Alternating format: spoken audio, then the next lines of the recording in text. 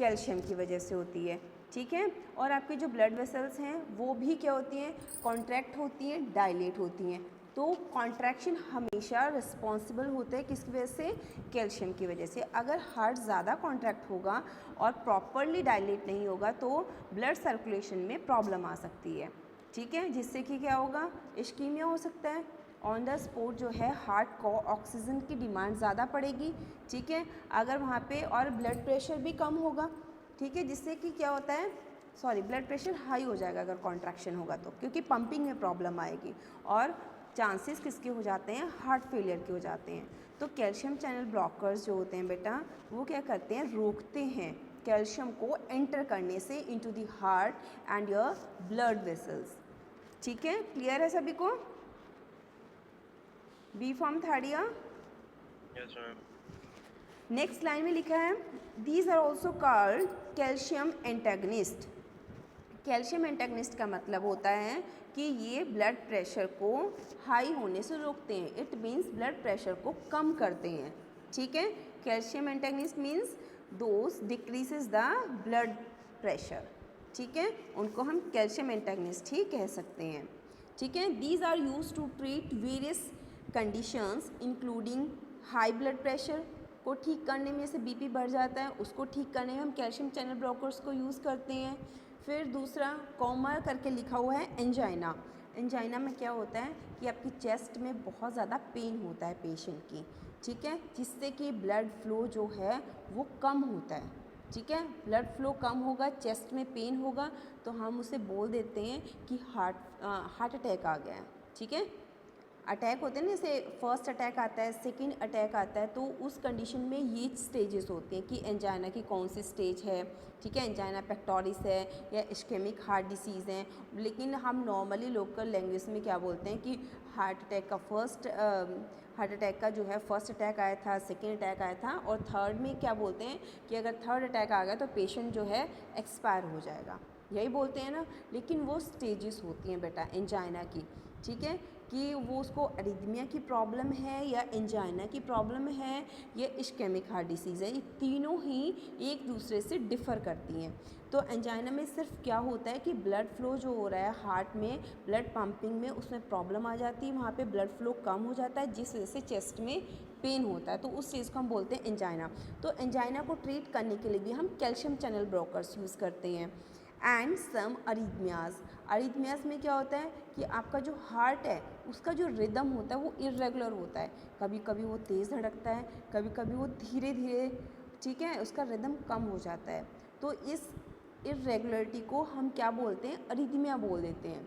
और ये अरिथमिया किसकी वजह से होता है, आपने देखा होगा कि आपके हार्ट के होते हैं 4 चैम्बर्स होते हैं, राइट वेंट्रिकल, लेफ्ट वेंट्रिकल, ठीक है, लोअर पोर्शन में होता है, तो उनमें क्या होता है कि ब्लड फ्लो कम या ज़्यादा होता है, जिसकी वजह से अरिथमिया के चांसेस हो जाते हैं, ठीक है।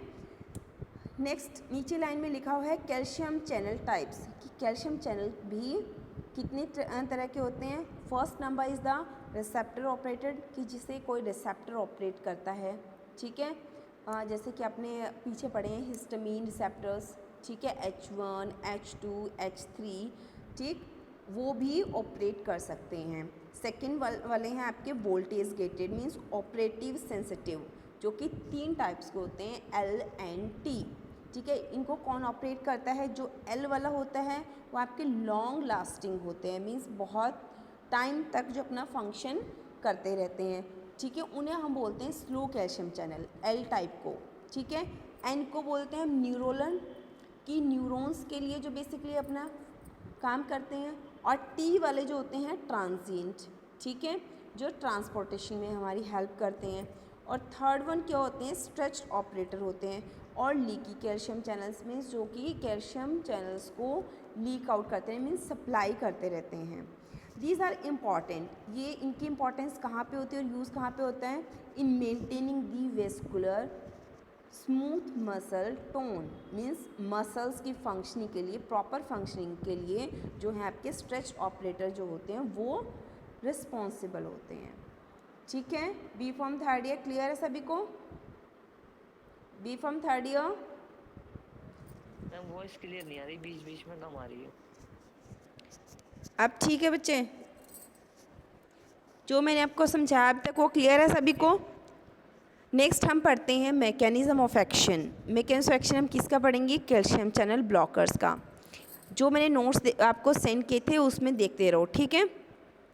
Vascular smooth muscle cells depends on so that to maintain tone. जो कैल्शियम चैनल ब्लॉकर्स होते हैं वो किस पर डिपेंड होते हैं? वेस्कुलर स्मूथ मसल्स पे, ठीक है। क्यों? ताकि जो मसल्स हैं वो प्रॉपर फंक्शनिंग करती रहें।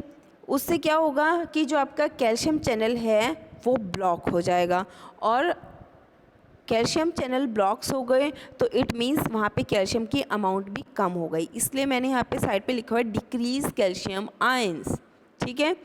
अगर कैल्शियम आयंस कम हो गए तो इट मीन्स कॉन्ट्रैक्शन नहीं होगी। अगर कॉन्ट्रैक्शन नहीं होगी तो नीचे क्या लिखा है एरो करके? वेजोडाइलेशन, मीन्स वेजोडाइलेशन होगी, वेसल्स जो हैं वो डायलेट हो जाएंगी। अगर वेसल्स जो हैं डायलेट हो गई तो जो ब्लड सर्कुलेशन है वो प्रॉपर होता रहेगा, ठीक है। ऐसा तो नहीं कि कहीं पे ब्लड सर्कुलेशन प्रॉपर ना हो रही हो, हार्ट को प्रॉपरली जो है ब्लड को पंप करने में प्रॉब्लम आ रही है, तो ऐसा नहीं होता है जब हम क्या करते हैं? कैल्शियम चैनल ब्लॉकर्स को यूज़ करते हैं। उससे अल्टीमेटली क्या होता है? देखो नीचे एरो करके लिखा हुआ है decrease the PVR। PVR is a peripheral vascular resistance. Peripheral vascular resistance किस चीज़ के लिए रिस्पॉन्सिबल होता है बेटा? कि आपके जो हार्ट है वहाँ पे ब्लड पंप हो रहा है, तो वहाँ पे उस पंपिंग के लिए भी प्रेशर जनरेट करना होता है। उस प्रेशर को क्रिएट करने के लिए हम किसे यूज़ करते हैं? Peripheral vascular resistance. ये एक स्पेशल टर्म है, ठीक है। तो वहाँ पे प्रेशर इतना जनरेट होगा कि आसानी से जो है हार्ट उसे पंप कर सके, ठीक है। तो नीचे देखो, नीचे लिखा हुआ है BP is equal to CO into PVR।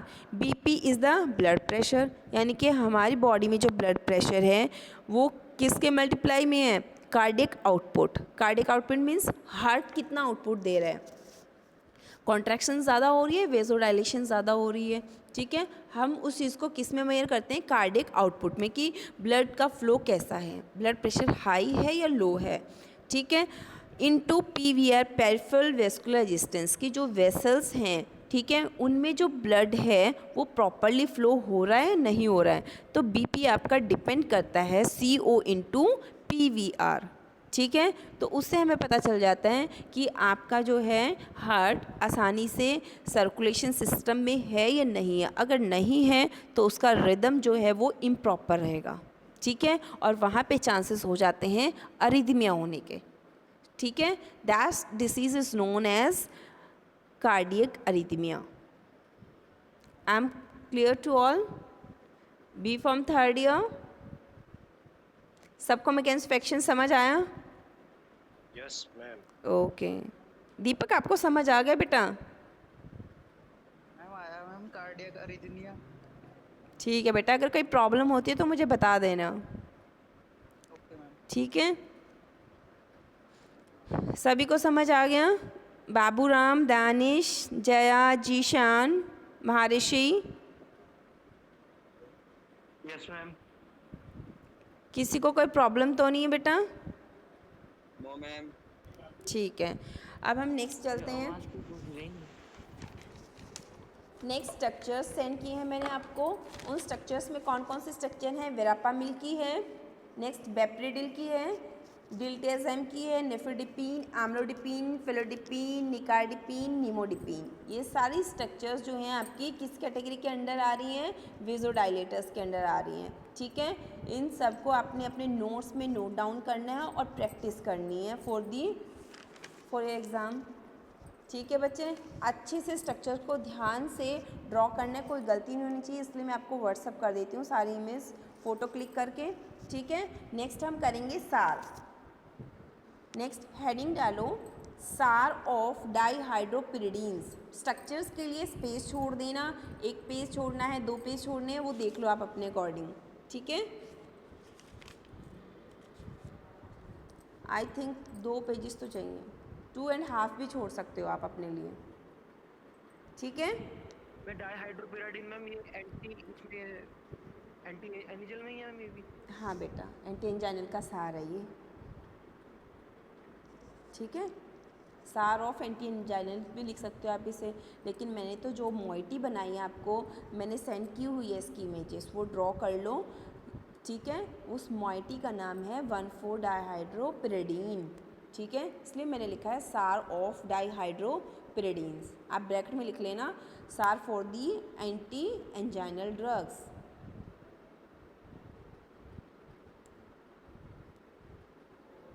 Heading डालो सभी बच्चे, सार ऑफ डाईहाइड्रोपिरिडीन्स।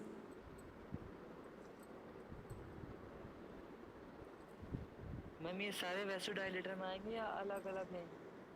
किस में बेटा? मैम ये जो सारे स्ट्रक्चर आपने भेजे हैं, हाँ, वो वेजोडाइलेटर्स में आएंगे, सारे वेजोडाइलेटर्स में। जो कलेक्टिवली आपका एंटी एंजाइनल के अंडर ड्रग्स आ रही हैं वो सारी इसमें है, और ये सारे के सारे स्पेशली जो कैटेगरी है वो वेजोडाइलेटर्स के अंडर है, ठीक है। कलेक्टिवली हम इसको एंटी एंजाइनल्स बोलते हैं, लेकिन अगर हम सिलेक्टिव इसकी कैटेगरी देखते हैं तो वेजोडाइलेटर्स हैं ये सारे।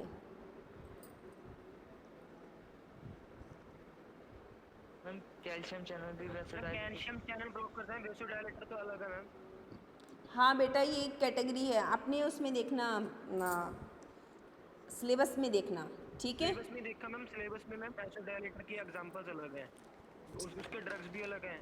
हाँ ठीक है, लेकिन सार आपका एंटी एंजाइनल्स के लिए है। मैम तो अलग है ना इसके, ये जो ड्रग्स हैं अलग हैं। बेटा सिलेबस नहीं है मेरे पास, पीछे कैबिन में रखा हुआ है। कैल्शियम चैनल ब्लॉकर्स की ड्रग्स हैं ये, हाँ मैम। ठीक है। वेरापामिल, बेप्रिडिल, डिल्टेजम, ये सारी कैल्शियम चैनल ब्लॉकर्स की ड्रग हैं। कहाँ तक? निमोडिपिन तक, ठीक है। Yes ma'am. वैसोडाइलेटर तो अलग हो गया ना मैम। हाँ बेटा, वेजोडाइलेटर्स में मैं बता देती हूँ। वेजोडाइलेटर्स की आपकी जो ड्रग है वो है नाइट्रोग्लिसरीन, ठीक है, पेंटाएथ्रिटोल, आइसोसोर्बाइड एंड डाइप्रिडामोल, बस वहाँ तक है, ठीक है। डिसोप्रिडामोल तक आपकी हैं वेजोडाइलेटर्स, उसके बाद कैल्शियम चैनल ब्लॉकर्स हैं। मैंने नोट सेंड तो किए हुए हैं आपको। मैम इसके नहीं आए हैं मैम, वेसोडाइलेटर के नहीं आए हैं। वेजोडाइलेटर्स के मैंने लास्ट टाइम सेंड किए थे, उस ग्रुप में ही देखना है बेटा। ऑनलाइन वाले जो थर्ड ईयर का ग्रुप है, बी फॉर्म थर्ड ईयर का, उसमें मैंने सेंड किए हुए हैं, मैंने चेक करके फिर नेक्स्ट सेंड किए हैं। अगर किसी के पास नहीं मिले हैं ना तो मैं दोबारा रीसेंड कर दूँगी, फिर भी आप एक बार चेक करना। मैम आ गया है।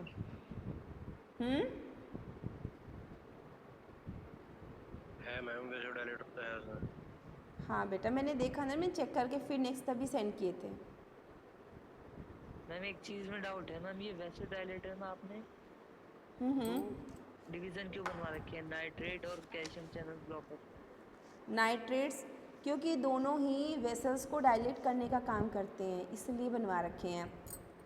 और जो है नाइट्रेट्स में मैंने आपको अलग ड्रग्स बताई हैं, आइसोसोर्बाइड, डाइप्रिडामोल, नाइट्रोग्लिसरीन, वो नाइट्रेट्स कैटेगरी के अंडर आती हैं। और कैल्शियम चैनल ब्लॉकर्स में आपके वेरापामिल, डिल्टेजम, निफिडिपिन, ठीक है, ये सारी ड्रग्स आ रही हैं, इसलिए मैंने दो कैटेगरी बताई हैं। दोनों ही वेसोडाइलेटर्स हैं, वेसल्स को डायलेट करने का काम करती हैं, ठीक है बेटा। और बताओ,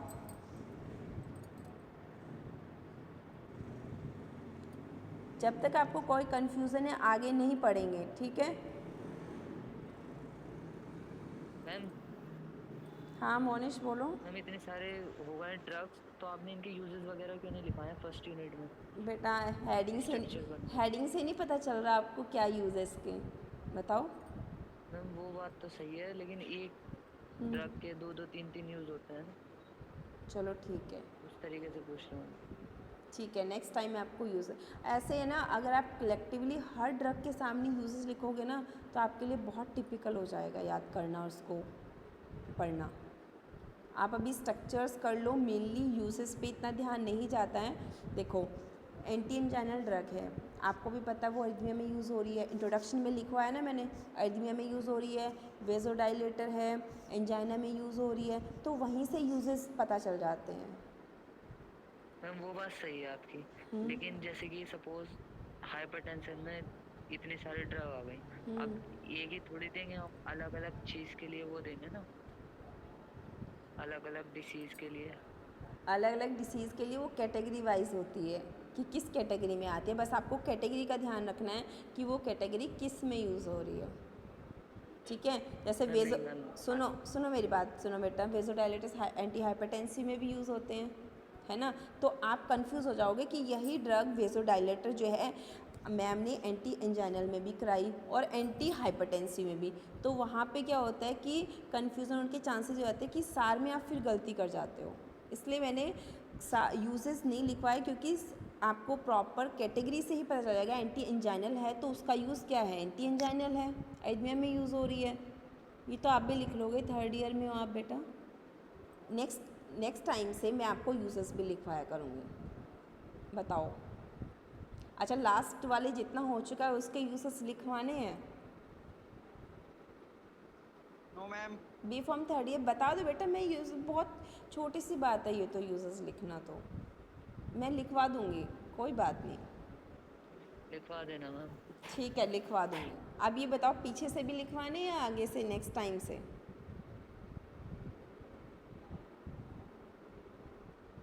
बी फॉर्म 3rd ईयर पीछे से पर्टिकुलर ड्रग के यूजेस भी लिखने हैं या आगे से स्टार्ट करोगे? मीन्स नेक्स्ट कैटेगरी से एंटी हाइपरटेंसिव स्टार्ट हो जाएगा, इसके बाद तो आई थिंक देखती हूँ मैं, इसके बाद डायूरेटिक स्टार्ट है, ठीक है।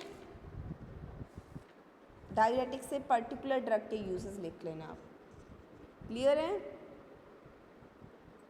आगे पढ़ें, ठीक है बेटा। वीडियो रिकॉर्ड हो रही है तो नेक्स्ट स्टार्ट करते हैं हम आपकी सार ऑफ डाईहाइड्रोपिरिडीन्स। स्ट्रक्चर्स ड्रॉ कर ली सभी ने, ठीक है। मैंने जो ग्रुप में इमेज सेंड की थी सार ऑफ डाईहाइड्रोपिरिडीन्स, उसके नीचे ही हेडिंग के नीचे एक इमेज बनी हुई है, स्ट्रक्चर बनी हुई है 1,4-डाईहाइड्रोपिरिडीन की, ठीक है। सबसे पहले आपको स्ट्रक्चर ड्रॉ करनी है, फिर उसके बाद फर्स्ट पॉइंट में लिखना है, right down the first point 1,4 dihydropyridine ring, dihydropyridine ring is essential for activity, full stop. Substitution at nitrogen or oxidation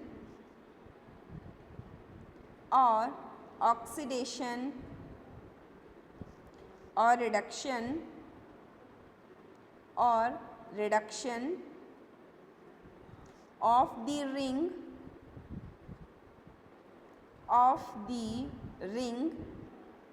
reduces or abolishes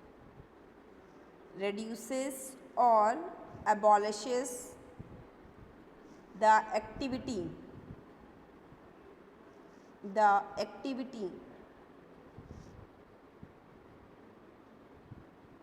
done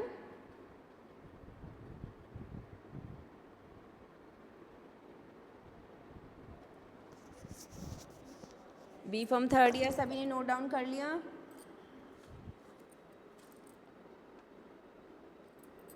yes ma'am. First point में देखो बेटा आपने क्या लिखा है कि ये जो मॉइटी है, ठीक है, इसकी फर्स्ट पोजीशन और जो 4th पोजीशन है उसके अकॉर्डिंग हम बात कर रहे हैं कि dihydropyridine ring is essential for the activity, means ये जो मॉइटी है that is essential for the anti anginal, ठीक है। इस पर लिखा है अपने कि नाइट्रोजन पोजीशन पे, जहाँ पे आपकी N लिखा है रिंग के नीचे लिखा है ना नाइट्रोजन रिंग के अंदर, नाइट्रोजन पोजीशन पे अगर हम सब्स्टिट्यूशन करते हैं या फिर इसकी ऑक्सीडेशन करते हैं या रिडक्शन कर देते हैं तो उससे क्या होता है कि आपकी जो मॉइटी है उसकी एक्टिविटी या तो कम हो जाती है या फिर टोटली ख़त्म हो जाती है। वो डिपेंड करेगा कि आप सब्स्टिट्यूशन किस ग्रुप की कर रहे हो। ठीक है, so right down the second point. Second point में लिखो if phenyl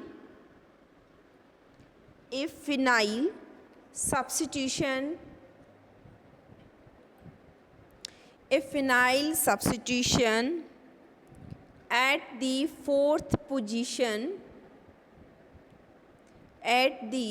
fourth position is optimum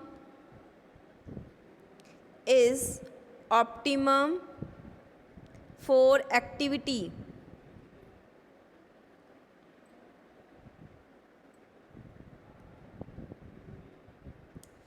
अगर फोर्थ पोजीशन पे इस रिंग की फोर्थ पोजीशन पे हम बेंजीन रिंग लगा देते हैं, ठीक है, तो उससे क्या हो जाता है कि इसकी एक्टिविटी सबसे ज़्यादा होती है, मींस थेरेपेटिक इफ़ेक्ट बहुत ज़्यादा मिलेगा हमें उस ड्रग का। ठीक है, इसी के साथ लिखो फुल स्टॉप करके सब्स्टिट्यूशन एट पैरा और unsubstituted phenyl ring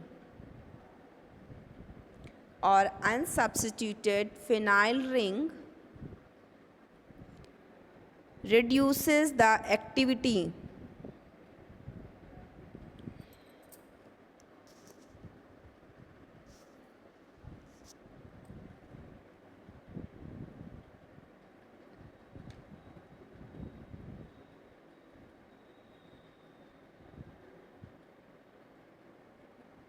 done.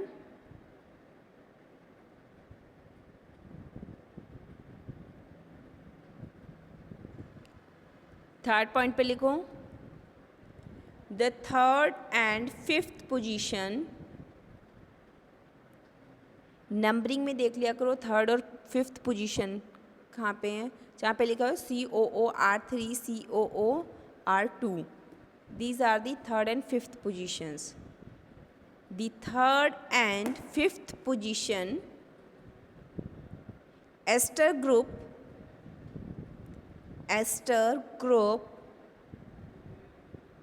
COOR लगाए तो सभी को पता चल गया होगा। ठीक है कि एस्टर ग्रुप की सब्स्टिट्यूशन हो रखी है यहाँ पे। एस्टर ग्रुप ऑप्टिमाइज एक्टिविटी,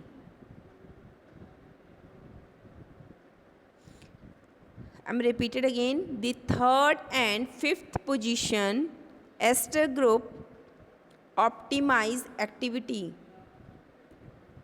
कि इन एस्टर लिंकेजेस की वजह से due to the presence of these ester groups इस मॉइटी की जो है ऑप्टिमम एक्टिविटी होती है।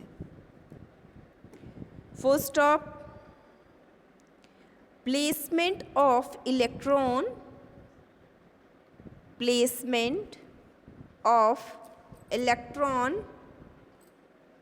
withdrawing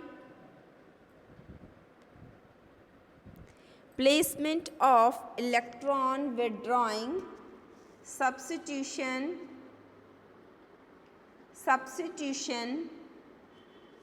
results in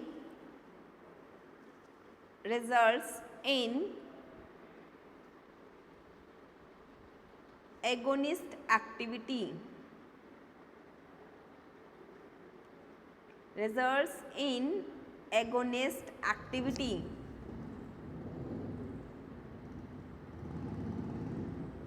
it means कि हम इसमें आपने लिखा है the third and fifth position ester group optimise activity, full stop, placement of electron withdrawing substitution, electron withdrawing substitution results in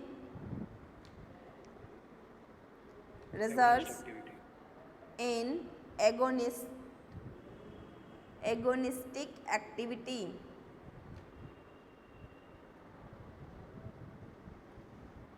आप थर्ड और फिफ्थ पोजीशन पे देख रहे हो COOR3 एंड फिफ्थ पोजीशन में COOR2 मीन्स यहाँ पे जो R ग्रुप हैं इनको हटा के हम यहाँ पे कोई भी इलेक्ट्रॉन विड्रॉइंग ग्रुप लगा देते हैं तो इस जो है मोइटी की, ठीक है, इस न्यूक्लियस की जो एक्टिविटी है बहुत ज़्यादा बढ़ जाती है, ठीक है। मीन्स ऑप्टिमम एक्टिविटी तो उसकी पहले ही है इस मोइटी की वजह से, लेकिन यहाँ पे और इलेक्ट्रॉन विड्रॉइंग ग्रुप आ जाएंगे तो एक्टिविटी और ज़्यादा बढ़ जाएगी, तो उस चीज़ को हम बोलते हैं एगोनिस्टिक एक्टिविटी। फोर्थ पॉइंट में लिखो, when the esters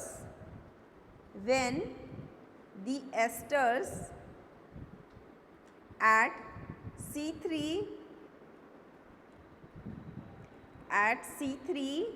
and C5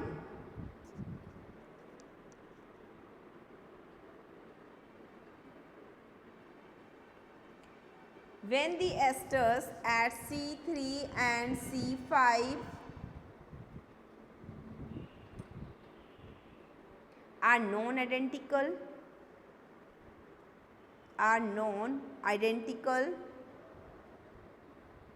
comma the C4 means fourth position वाली जो कार्बन है उसको हम C4 बोल रहे हैं, the C4 becomes chiral, it becomes chiral and stereoselective, एक chiral भी होनी चाहिए and stereoselective is observed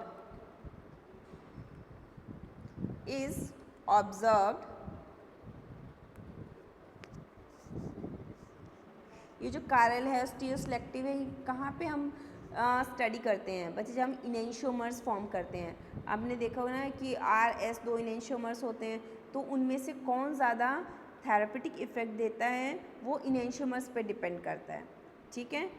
तो आपने कहाँ लिखा है, फुल स्टॉप करके लिखो, S enantiomers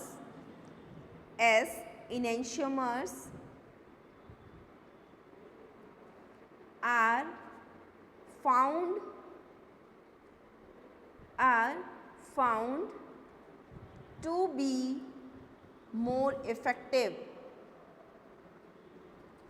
found to be more effective, done. सार सभी ने लिख लिया है। सार की मैंने कोई इमेजेस सेंड नहीं की है, ना ही मैं करूँ क्योंकि मैंने अब लिखवा दिया बेटा। सभी ने लिख लिया ना सार? ठीक है। इंट्रोडक्शन, सार एंड मैकेनिज्म ऑफ एक्शन, ठीक है, ये मैं आपको क्लासेस में ही करवाती हूँ, सिर्फ स्ट्रक्चर्स की इमेजेस सेंड करती हूँ। सभी को पता है मैं सभी नोट्स की सभी पेजेस की पिक सेंड नहीं करती हूँ आपको, इसलिए स्पेस छोड़ लिया करो और ध्यान से बेटा कुछ छूट ना जाए, इसलिए नोट्स में देख भी लिया करो। डन। अब हम नेक्स्ट अपना चैप्टर स्टार्ट करते हैं, डायूरेटिक्स। डायूरेटिक्स हेडिंग डालो सभी। Right down the introduction of diuretics. इसकी हम डायूरेटिक्स की इंट्रोडक्शन करेंगे और उसकी क्लासिफिकेशन करेंगे, ठीक है।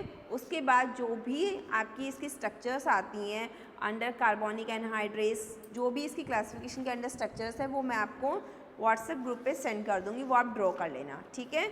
नेक्स्ट उसके बाद हम सीधा इसका क्या करेंगे, नेक्स्ट क्लास में सार करेंगे। क्लियर है सभी को? इंट्रोडक्शन एंड क्लासिफिकेशन अभी इस क्लास में होगी और अपने स्ट्रक्चर्स ड्रॉ कर लेंगे जो मैं सेंड करूँगी। नेक्स्ट टाइम हम सार करेंगे इसका, ठीक है। B pharm third year,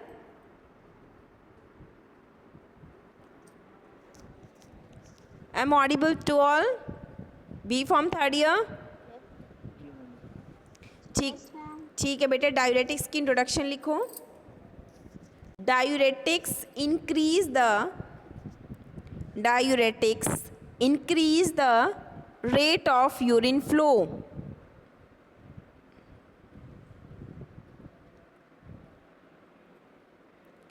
Diuretics increase the rate of urine flow and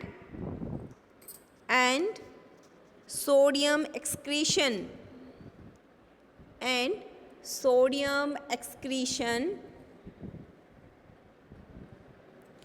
and are used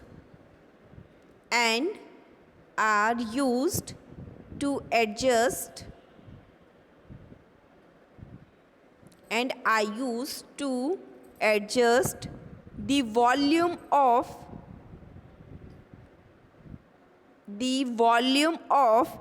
body fluids.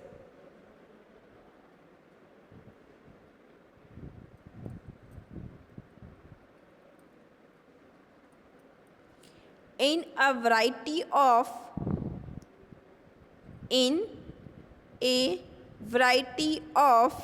clinical situations,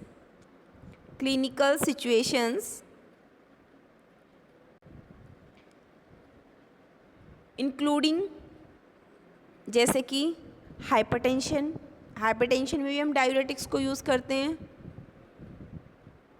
comma heart failure,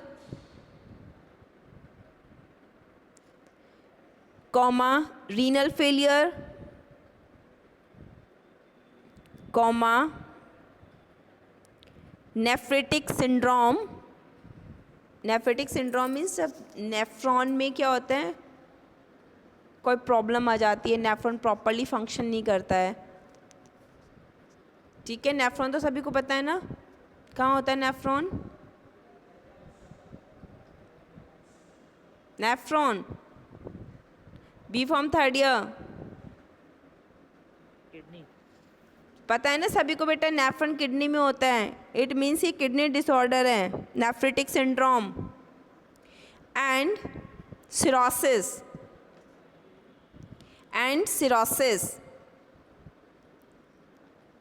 तो आप डायूरेटिक्स की ड्रग जहाँ पे भी लिखोगे, इन चीज़ों को, hypertension, heart failure, renal failure, nephritic syndrome and cirrhosis, ये आप यूजेस में भी लिख सकते हो कि डायूरेटिक्स की कोई भी ड्रग जो है इन कंडीशंस में या इन डिसीज़ेस में, इन सिचुएशंस में यूज़ हो जाती है. ठीक है, तो ये आपके यूजेस भी कह सकते हो आप इनको. ठीक है, बी फॉर्म थर्ड ईयर बहुत हैं, 5 यूजेस. नेक्स्ट लाइन में लिखो बेटा, the normal fluid filtration in human body is 180, 180. ठीक है, 180 litre and 1.5 liter of urine is formed in 24 hours. 180 litre के बाद क्या बोला? 180 liter and 1.5 liter of urine is formed in 24 hours.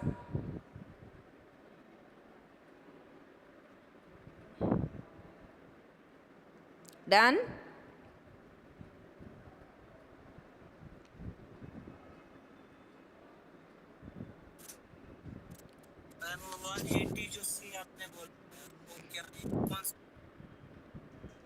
अंकित, मैं दोबारा से रिपीट कर रही हूँ बेटा, लिख लो. The normal fluid filtration in human body is 180 liter and 1.5 liter of urine is formed